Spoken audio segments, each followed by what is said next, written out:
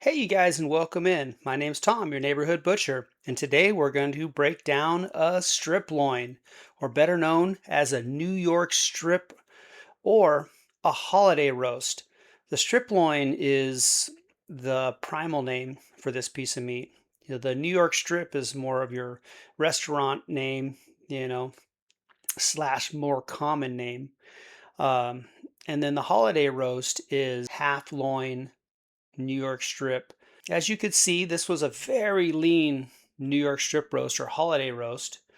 And we're going to cut this into three half-inch steaks, three three-quarter-inch steaks, and then three inch to an inch and a quarter steaks. I'm just going to pop off a little bit of this thing here on the edge just to kind of even this piece of meat up so I get nice even steaks.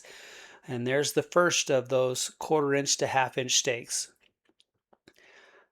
Nice piece of meat. Look at that thing. Really, really tender or really, really lean.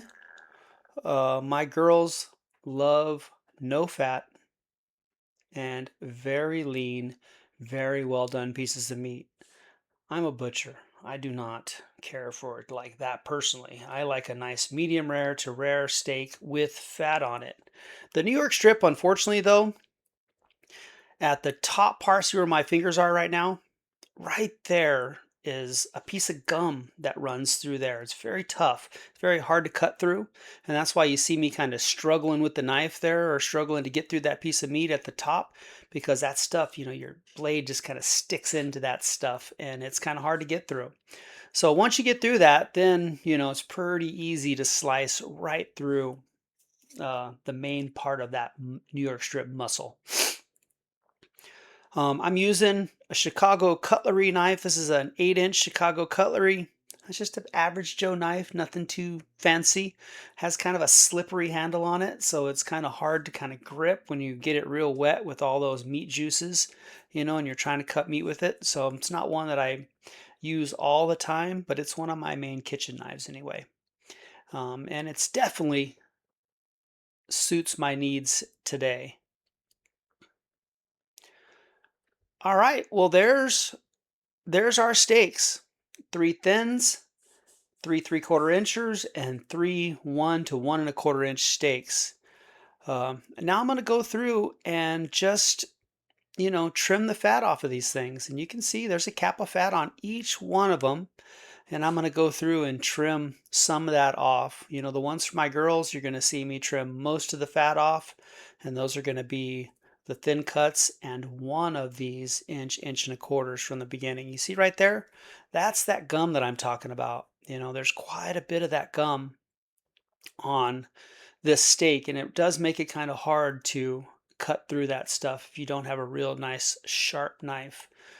You see, I'm just peeling off some of the nastiness. Unfortunately, the unlike the ribeye, where you can eat damn near all the fat off the ribeye, the New York strip's a little bit different, and I think it has some chewier, gummier fat that you just can't consume.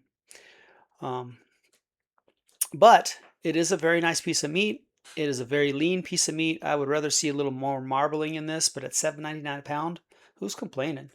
I'm going to get three different meals out of this thing for $7.99 a pound. Um, I mean, God, even a New York strip just at the restaurants nowadays is shit $20, $30 a steak. So, I mean, that's basically how much I'm going to pay for this whole piece of meat. This is a 6 to 8 pound piece of meat, if I remember right.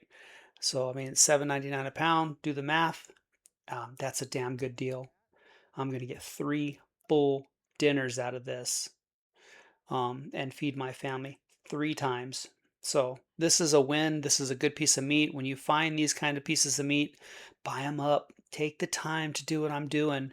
Just go through them, clean them up, cut them into steaks, and then just Ziploc them up, package them up, and put some marinade or some seasoning on them. And you'll just without putting any seasoning on these steaks, you're easily going to get 3 days out of that piece of meat. I could have also left that whole New York strip roast in the fridge for longer. I mean, in that cryovac, it'll last quite a bit of time. I mean, God, you can get 2 or 3 months out of that cryovac sometimes, and it'll hold up in that. as long as that cryovac isn't broken and air isn't getting to that meat, you can really get a lot of shelf life out of those cryovac pieces of meat.